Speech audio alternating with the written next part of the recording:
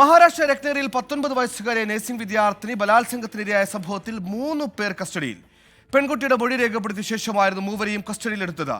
കൃത്യത്തിൽ ഇവർ പങ്കെടുത്തുവെന്ന സംശയത്തെ തുടർന്ന് പോലീസ് ഇവരെ വിശദമായി ചോദ്യം ചെയ്തു വരികയാണ്.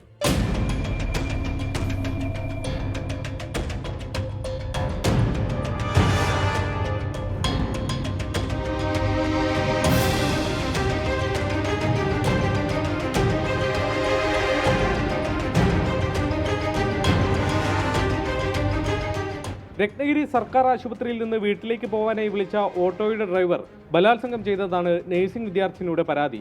അബോധാവസ്ഥയിൽ കണ്ടെത്തിയ പെൺകുട്ടിയെ ആശുപത്രിയിൽ എത്തിച്ച് നടത്തിയ വൈദ്യപരിശോധനയിൽ ബലാത്സംഗം സ്ഥിരീകരിച്ചു. CCTV ദൃശ്യങ്ങൾ കേന്ദ്രീകരിച്ച് നടത്തിയ അന്വേഷണത്തിലാണ് പ്രതികളെന്ന് സംശയിക്കുന്ന 3 പേരെ ഇപ്പോൾ കസ്റ്റഡിയിലെടുത്തത്. എന്നാൽ പെൺകുട്ടിയുടെ മൊഴിയിലെ ചില പൊരുത്തക്കേടുകൾ അന്വേഷണ സംഘത്തിന് വെല്ലുവിളിയാകുന്നുണ്ട്.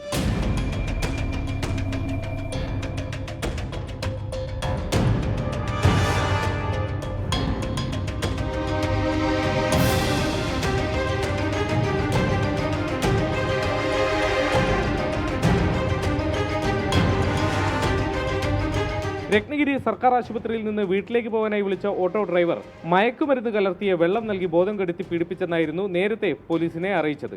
എന്നാൽ മുഖത്ത് എന്തോ സ്പ്രേ ചെയ്ത് ബോധം കെടുത്തിയെന്ന് പിന്നീട് മൊഴി മാറ്റി.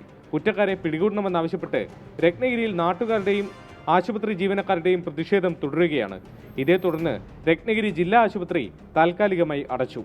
24 മുംബൈ.